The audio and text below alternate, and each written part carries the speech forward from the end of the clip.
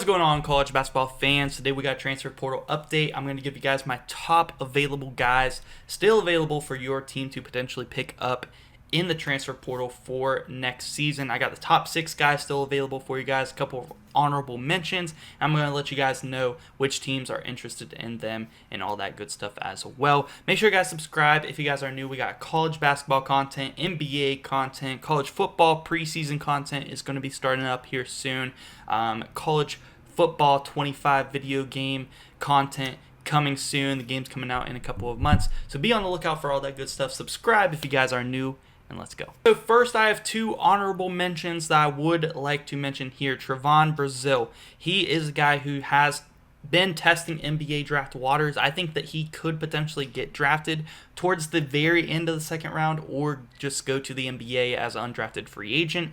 But he is a super athletic guy, transfer from Arkansas. He would be, a great addition to any team if he does decide to pull his name from the NBA draft and return to college next year. And also, I do have Arthur Kaluma. He is, the former Creighton Blue Jay and also former Kansas State Wildcat, where he did transfer from Creighton to Kansas State last year. Had a pretty good year. He is back in the portal this offseason, but just didn't quite make my top 6 list. But he also would be a really good, power forward addition to a ton of teams in the country. Definitely don't sleep on Arthur Kaluma. But let's get into this top 6, because I believe that these 6 guys, we're sitting here almost in the month of June, towards the end of May, and there are still 6 guys I believe are going to be key additions to almost any team in college basketball. And there are some big name programs going after some of these players, and a lot of these players have entered their name in the NBA draft waters, testing the waters a little bit. But I believe, most of these guys, if not all of them, will probably decide to return to college and kind of up their draft stock for one more year. So let's get right into it. At number 6, I do have a guy transferring from the Miami Hurricanes, Wooga Poplar. Now, Wooga Poplar was a starter this past season for the first year of his collegiate career. He did make the Final Four with the Miami Hurricanes a couple of years ago, where he was a bench player. But last year, he was a starter and averaged 13 points per game, 5 rebounds a game, and 2 assists per game. A pretty good rebounder for his position. Can definitely score the rock. And he has 1 year of eligibility remaining. And yeah, Wooga Poplar would be a great addition to any team. We have seen him, step up this year as a starter for the Miami Hurricanes. And there are some really good teams that are interested in adding him to their roster. So we do have the Villanova Wildcats. I think that he would be a perfect fit for a team like Villanova. Villanova is a team that has struggled since Jay Wright retired at, making it to March Madness. So they are in much need of building a pretty good roster. Kentucky is a team, hired Mark Pope. He is this guy who was very active trying to get guys in the transfer portal, because a lot of these Kentucky guys, if they are not in the NBA draft right now, they are transferring to follow Coach John Calipari to Arkansas. So Kentucky, they're going to be a team full of transfers this year. Wooga Poplar would be an amazing addition and would definitely improve their roster right off the bat. Oregon is a team that I think would be very fun to see Wooga Poplar play for. Oregon is definitely a place where you can go and improve your draft stock. Dana Altman has produced a lot of NBA talent, and I think Oregon would be, honestly, an excellent fit where he can be a scoring guard and really up his draft stock. And then you have a team that is also interested, like Kansas. Kansas is very interested in Wooga Poplar. I've already gotten a lot of commits this year, including Kansas team with some good returning talent. They got Hunter Dickinson coming back. They got Harris Jr. at point guard coming back. And they already brought in some great transfers in AJ Storr. They got Rylan Griffin from Alabama. Some great transfers. Adding Wooga Poplar would just make them even more insane of a stacked team.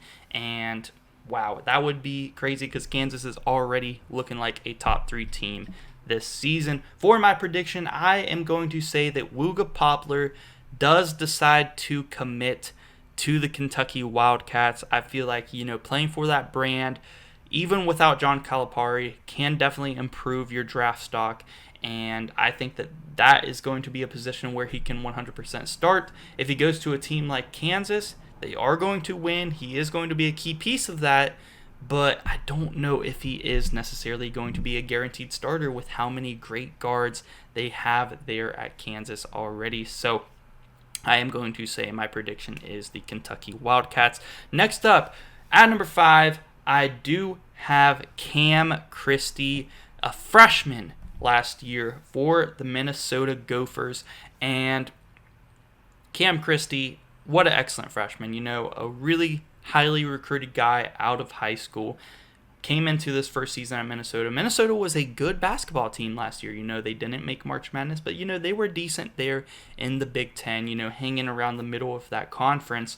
And he averaged 11 points per game, 3 rebounds per game, and 2 assists per game. And he is a guy that is testing NBA draft waters, but he is one of these guys that I believe he is not going to enter the NBA draft. He still does have 3 years of eligibility in college. I think that he is going to use one of those here to return and up his draft stock, because he is definitely a player that can up his draft stock and can go in the first round next year if he does have a really good season. So the 2 teams that I'm looking at other than the NBA draft are Arkansas and Michigan State. I think one of these 2 teams will probably end up with Cam Christie, because I don't believe he is going to go to the NBA this offseason.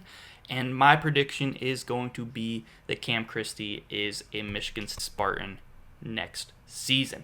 Next up, coming in here at number 4, I do have a player from Washington State, Jalen Wells. Last year, Jalen Wells did average 12 points per game and 4 rebounds per game, and he did shoot over 40% from behind the three-point line. So a team that needs some three-point shooting could definitely be picking him up. And I really like Jalen Wells. I think, he is going to be a solid wing for any team, a guy that can shoot, like I said. And there are 2 teams that I see are probably the 2 teams I would say he is going to go to. Either USC, definitely, Eric Musselman, now the new coach of the Trojans.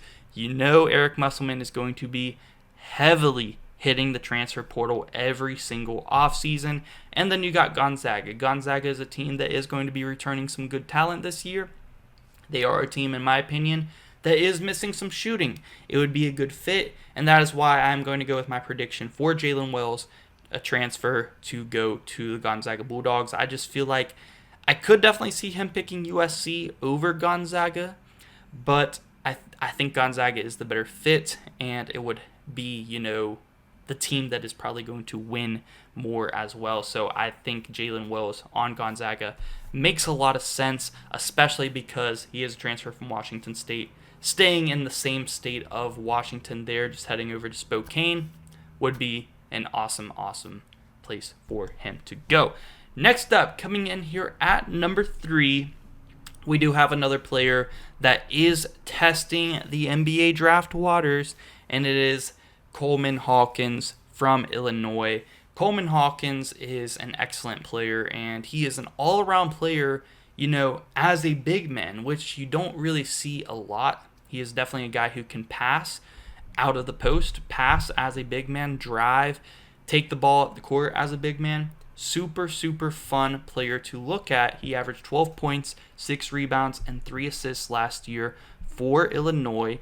And he has already said, in an interview, that no matter what, if he comes back to college, he is not transferring to another Big Ten team. He does not like the Big Ten. So that eliminates all Big Ten teams immediately from being able to get Coleman Hawkins. Now, like I said, he is a guy that is testing the NBA draft waters. He has 1 year of eligibility. I'm going to say that Coleman Hawkins does not go to the NBA. I don't think he's going to get drafted, so he would be an undrafted free agent. And the team's really looking at him right now. Again, Eric Musselman and USC. They're going to hit the portal hard. Would not surprise me if he does decide to go there. North Carolina. North Carolina is looking for a player like that. They're going to need some bigs. They are going to lose a little bit of production this year. And UNC, definitely a team I could see potentially trying to get Coleman Hawkins. West Virginia. West Virginia is my team. I'm being very biased when I say this. I really, really hope WVU can pick up Coleman Hawkins right now under Darian DeVries.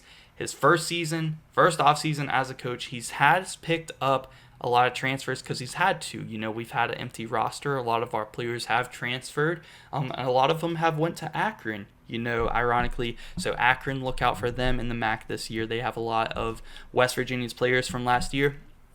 But WVU has really built up this roster through the portal, but we are very, very thin when it comes to front court play. We need bigs very bad. So selfishly, I'm really hoping WVU can pick up Coleman Hawkins. Another team looking at him is Louisville. I think that Coleman Hawkins returns to college. Like I said, I don't think he's going to go to the NBA. I don't think he's going to get drafted if he does. I think my prediction, unfortunately, is not going to be the West Virginia Mountaineers, and it is going to be North Carolina. I feel like North Carolina is a place where a transfer sees they can go and really improve their draft stock. And with some openings there in their roster, I feel like Coleman Hawkins to North Carolina does make a lot of sense, especially for him, who's really going to try to improve his game enough to make the NBA next year. North Carolina, is a team the NBA scouts are going to be watching very heavily. Next up, coming in here at number 2, I do have a transfer from the New Mexico Lobos. He is JT Toppin. He still has 3 years of eligibility remaining. Last year for New Mexico, he did average 12 points per game, 9 rebounds per game, and 2 blocks per game. And he was only a freshman. Like I said, he had 3 years of eligibility remaining, and he is testing the NBA draft waters. I don't think, again, another player, I don't think he's going to get drafted. He's kind of an undersized big, even though he rebounds well for, his size. He was only a freshman, so it is possible, he puts on a little bit more size yet, but great rebounder, great rim protector. I don't think NBA ready yet. I think, he is one of those guys who might need to develop a shot. And there are a lot of college teams really interested in him. I'm going to name some of my top candidates to try to pick him up because I don't think he's going to the NBA. We do have the Texas Longhorns. Texas Longhorns have been, rumored out there to be the favorites to pick him up if he does return to college. So it would not surprise me if he does decide to go to the Longhorns. Texas Tech is another team. Would not surprise me if he does go there. Very close to New Mexico there in West Texas, in Lubbock.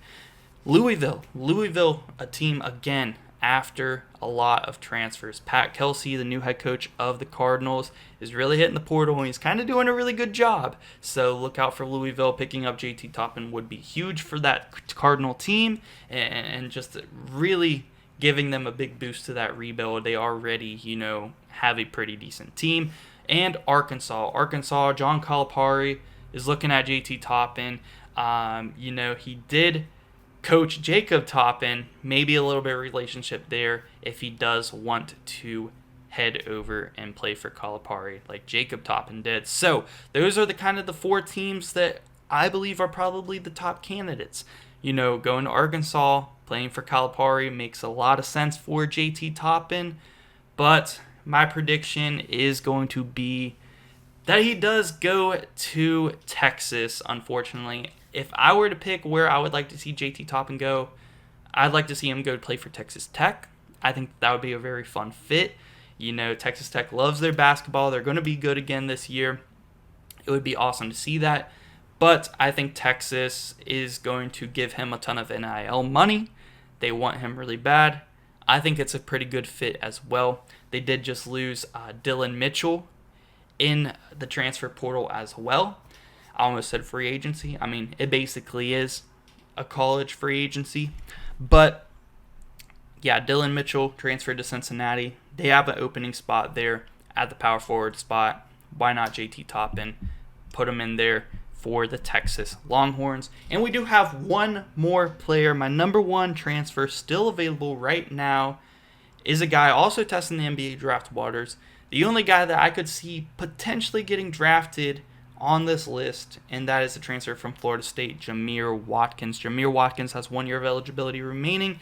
Last year for Florida State, he did average 15 points per game, 6 rebounds per game, and 3 assists per game. And he is also the best defender on this list as well. He is an amazing defender, two-way player that can give you 15, 6, and 3 is going to be amazing. And he shot like 30-some% from three-point range last year. Definitely, if he does return to college and does not go to the NBA, he is going to look at improving that three-point shot and showing these NBA scouts that he can be a deadly shooter. Two teams that are really going after him that could make a lot of sense, Rutgers and Seton Hall. He is from New Jersey. These are two teams that are vocally out there trying to get him. And straight up, I think, even though Seton Hall makes a lot of sense, Kadary Richmond transferred out of there and went to St. John's. Kadary Richmond was so good for Seton Hall this year. They won the NIT championship. He could plug it right in there, be, kind of like a point forward type player, because that is what Jamir Watkins is like a point forward with an excellent defense. I think Rutgers makes a ton of sense. Returning to his home state in New Jersey, they have 2 5-star recruits, 2 top 3 recruits coming in this year, in Ace Bailey and Dylan Harper. So for Jamir Watkins to return home, play for Rutgers as well, Rutgers is going to be a problem next year. They're going to have a lot of NBA draft scouts eyeing up Rutgers all year because of Ace Bailey and Dylan Harper. So it would make sense to go there, and also returning home where you are going to have a lot of scouts watching you and really being able to up your draft stock. So that is my top available transfers still in the portal for college basketball and where I think that they are going to go. Let me know what you guys think about these players and where you guys think they're going to go. Are they going to go to the NBA, one of the teams I mentioned, or somewhere that I didn't even mention? Let me know down below in the comment section. Also, let me know if there's any more available transfers that maybe I missed out on or got snubbed from this list. Subscribe for more college basketball content, NBA content, college football preseason content coming out soon. Make sure you guys subscribe, and thank you so much for watching.